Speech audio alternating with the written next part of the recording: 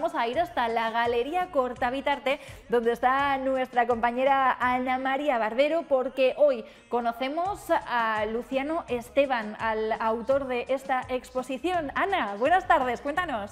Hola Sara, hemos vuelto a la Galería de Arte Cortavitarte para conocer de primera mano con el pintor Luciano Esteban sobre su exposición Dentro de la tormenta. Bueno, Luciano, ¿qué tal estás? ¿Qué tal? Buenas tardes.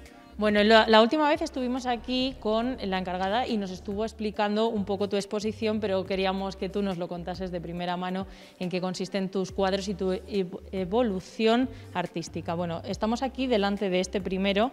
Cuéntanos, ¿por qué? Bueno, pones sin título. ¿Tú igual le has puesto algún título o todavía no? La verdad es que no suelo yo poner títulos. Yo creo que lo que tiene que primar es la sensación que le dé a la persona, al espectador que lo está viendo, porque a mí cuando uno hace una pieza siempre tiene un concepto en la cabeza y desde que tiras el primer trazo la obra te va a ir marcando muchos caminos y muchos derroteros y al final la idea que tienes primarias termina siendo completamente diferente y no suelo poner títulos, prefiero que el espectador le transmita cosas, le dé sensaciones, imágenes y por eso la mayoría no llevan título. O sea, tú dices que el primer trazo es muy importante. Bueno, tú cuando haces ese primer trazo, ¿en qué estás pensando? ¿O lo haces así aleatoriamente? No, la obra que presentamos aquí es un poco el final del recorrido de lo que estoy haciendo ahora mismo. Es una parte de mi trabajo que lo veo recorrido, pero todo esto viene de una parte primaria. Te hablo a lo mejor hace 30 años. Yo era un pintor muy figurativo, casi rayando el hiperrealismo fotográfico. Y por el motivo que fuera, la figura humana se fue perdiendo. Al principio convivía bien con las ciudades, por otra parte de que yo trabajé mucho, hasta que la figura humana llegó a desaparecer y se quedó solo la ciudad. La ciudad ya llegó a desaparecer y me quedé solamente con campos de color, eran como si fueran trozos de atmósfera cogidos. Eso no me valía y al final, fruto de ese trabajo diario, apareció la línea como soporte eje vertebrador del horizonte o del cielo arriba. El ser humano tenemos a discernir eso. Tampoco me valía, la línea fue evolucionando en muchos sentidos hasta que llegó a desaparecer. Y aunque ahora parece que son cuadros paisajísticos, yo curiosamente siempre he renegado del paisaje, pero la línea sigue estando ahí, bien ya no tan directa y tan marcada, sino a lo mejor a través de formas que la simulan. Bueno, y vemos que aquí es una gama de colores cálidos, pero vamos a ir a otra zona que está aquí, que también continúas con estos colores cálidos, pero como que le metes unos colores más rojizos, incluso morados, por lo que estamos viendo ahora. Sí, bueno, yo el color siempre he sido un maniático para ello. De hecho, me ha interesado siempre mucho el color limpio, el color puro. Aquí puede parecer que hay pocos colores, pero en realidad es una paleta muy amplia, una paleta donde se puede mezclar perfectamente 60, 70, 80 grados de color. Yo los fundo, juego con ellos y consigo buscar esa atmósfera que me interesa o que envuelva al espectador. En otros tipos de cuadros, pues es una pintura como muy conceptual, muy atmosférica. Y bueno, lo que persigo es eso, esa sensación de inmensidad, de infinito, y en ello estoy. En ello estás. Bueno, ahora estamos viendo uno que es en colores morados. Veo que vas cambiando como de color y que los cuadros se centran mayoritariamente en una gama de colores que, bueno, le vas dando textura, le vas dando como diferentes tonalidades. ¿Esto por qué es? ¿Por qué eliges un color determinado, el primario, digamos? Bueno, particularmente la última pieza que yo he realizado, y como te decía hace un momento, siempre he renegado mucho del paisaje. Pero aquí la verdad que se ve un paisaje bastante nítido. No es el paisaje al uso, que puedes recrearte en piedras o árboles, sino que es un paisaje atmosférico, pero que ya se ha introducido una línea de horizonte y bueno, pues unas montañas, un fondo, unos cielos, una especie de lluvia que cae. Y bueno, tiene toda la pinta de que irán mis derroteros por el paisaje. No creo que llegue a ser el paisaje convencional, pero bueno, eso ya lo dirá el trabajo diario. Bueno, tú siempre renegabas de él, pero vemos que cada vez lo estás introduciendo un poquito más. O sea, dices que renegabas del paisaje, pero por ejemplo, en el siguiente sí que vemos que son más como abstracto, que no se define tanto esa línea. En este, por ejemplo, la línea esta divisoria de la que nos hablabas anteriormente no está presente. Sí, pero te cuento, esta es una pieza que pues, se ve mejor con muchísima distancia. Es cuando he comentado antes las manchas de color, que me quedaba con ellas, pero en cuanto que te alejas, la línea aquí todavía no ha aparecido, es anterior a la aparición de la línea, pero sí que se ve ya esa especie de atmósfera y de elementos que intuyen que ahí hay algo. Y de hecho, con mucha distancia sí que se ve un paisaje bastante definido, aunque aquí de plano, pues bueno, nos parecen manchas de color. Así que la gente tiene que venir a ver este cuadro porque va a apreciar mucho más lo que quieres. En concreto, si te alejas, cuanto más te alejes mejor. Bueno, que te dé la vista, porque claro. Pero ya digo que es anterior a todo esto. Sí que la quería traer por el motivo de ver un poco esas manchas de color con la evolución que he ido teniendo. Este cuadro a mí, el que estamos viendo ahora en pantalla, me llama mucho la atención porque a mí me recuerda así un poco como al cielo. ¿Tú qué intentaste hacer? Yo, curiosamente, el mar siempre me ha provocado mucho respeto y de hecho, pues me meto muy poquito, independientemente se me dé mejor nadar o peor.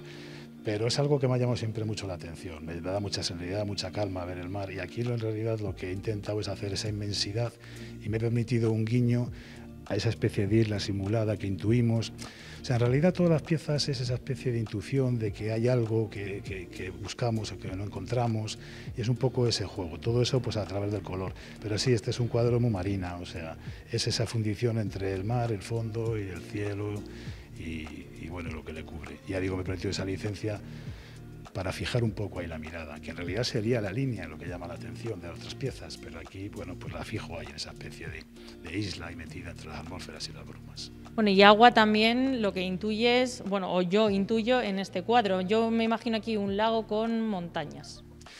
Bien, yo lo que decía antes de ser maniático del color, en realidad aquí lo que hay es muchas gamas de azules. Yo el azul particularmente no es un azul comprado del tubo, sino que le mezclo de una manera muy particular. Bueno, fruto de la experimentación de estos años, pues he conseguido un azul muy característico. Te puede simular un lago perfectamente y esa era un poco la idea. Hacer una especie de masa con estos primeros planos que parece que estás a la orilla y luego fundirte con el fondo y jugar ya con la parte de arriba, toda la parte atmosférica. Pero sí, es un paisaje y bueno, como ves, la línea sigue estando presente, aunque no esté tan marcada y quebrada como en otras piezas. Bueno, pero también se intuye. Vamos a cambiar de color porque vamos a ir al otro lado de la galería y nos vamos a ir a unos tonos rojos bastante intensos. Estos creo que son, bueno, los que especial cariño tienes ahora, los últimos, ¿no? Digamos. No, como decía antes, el último es el morado, ese que hemos visto paisajísticos, estos son un poco anteriores, pero es una fase intermedia entre la ruptura de la línea séptica y aquí se juega ya con la línea. Dentro de la línea se crea el paisaje, incluso doble línea, triple línea, incluso dentro de la línea se juega con ella y en el otro formato ya tenemos una línea gruesa, el paisaje dentro y otra definitoria, decisoria que parte la pieza en dos. Bueno, una cosa a mí que me llama mucho la atención es, siempre que veo obras de arte y que tengo la oportunidad de estar con el artista, es ¿de dónde sacáis la inspiración para crear vuestras obras? Bueno, yo lo que considero que lo que hay que hacer es currar y meter horas y meter tiempo y la propia tarea, el propio trabajo del taller te va dando pautas. Antes, cuando decía lo del trazo, a veces pienso que es una batalla perdida, porque del momento que haces un trazo, la propia obra parece como si tuviera algo que decir y te va marcando, te va diciendo cosas, tú vas evolucionando y la idea preconcebida muchas veces no es ni la idea final. Entonces yo creo que todo sale del trabajo. Anteriormente haber pasado por muchos estadios que hice, ya comentaba la figuración, las ciudades, el círculo, la pintura matemática, analítica, y todo eso es un pozo o un saco que te va dando pie a luego buscar tu lenguaje personal, que al final es lo que prima, lo que se decide y lo que siempre he buscado, un lenguaje personal. Y en estas piezas yo creo que honestamente y prudentemente y modestamente, que era la palabra adecuada, estoy contento, lo veo recorrido y creo que es bastante definitorio de lo que yo hago, si se ve una pieza sola, sin el autor. Bueno, y vamos ya a ver la última obra, que es la que se ha elegido de portada para presentar esta exposición. Nos contaba Laura la otra vez que era como un vaso de vino derramado. No sé si tú estarás de acuerdo o tú lo interpretas de otra manera diferente. Pues la verdad que estoy bastante de acuerdo y de hecho la historia de esta pieza es una pieza que se crea por unas bodegas. Esta y otras, pero curiosamente la bodega se quedó ahí estancada. Y esta es una pieza que me he resistido siempre a venderla. Sí que he ido con un par de bodegueros, me han solicitado y sí, me imagino que como con todas. La morada grande que habéis visto, todavía me resisto a venderla, pero al final, bueno, uno vive de vender piezas y es lo que se trata.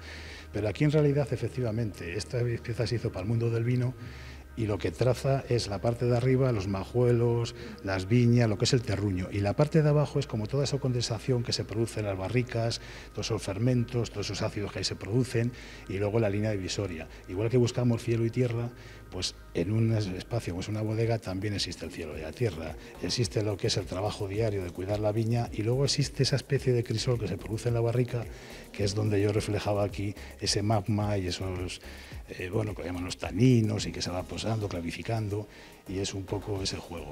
Y la verdad que bueno, lo han elegido en este caso Laura y la compañera que tiene, y creo que han acertado a lleno. Para mí es una pieza muy significativa y que estoy bastante orgulloso de ella.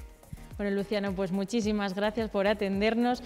Nosotros nos despedimos aquí, Sara, y yo me quedo disfrutando de esta exposición maravillosa, disfrutando de los cuadros, y bueno, yo me voy a quedar hablando con Luciano y que me explique un poco más de sus obras de arte. Muchísimas gracias a vuestra disposición. Me quedan 2 fines de semana, no sé si vendré los 2 o vendré uno de los 2 seguro.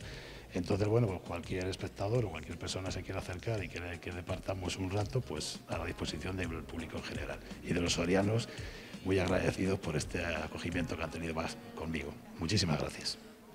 ¡Qué guay! Oye, pues muchísimas gracias a los dos, ¿eh? Muchísimas gracias, Ana, y por supuesto a Luciano por atendernos, ¿eh? Ya lo sabéis, durante 3 semanas más va a estar la exposición en la Galería Cortavitarte y los fines de semana el autor se acerca también al menos uno de los días para, bueno, pues poder hacer esa pequeña ruta, ese paseo y conocer un poquito mejor su obra, como hemos podido hacer nosotros hoy, que yo creo que es muy interesante, ¿no? Que es, bueno, siempre mola ir a una galería y ver tú qué te generan, ¿no? Las obras que ves, pero bueno, ver el porqué muchas veces y conocer qué se esconde detrás de ellas, pudiendo pasear con el autor o con el artista, me parece una maravilla.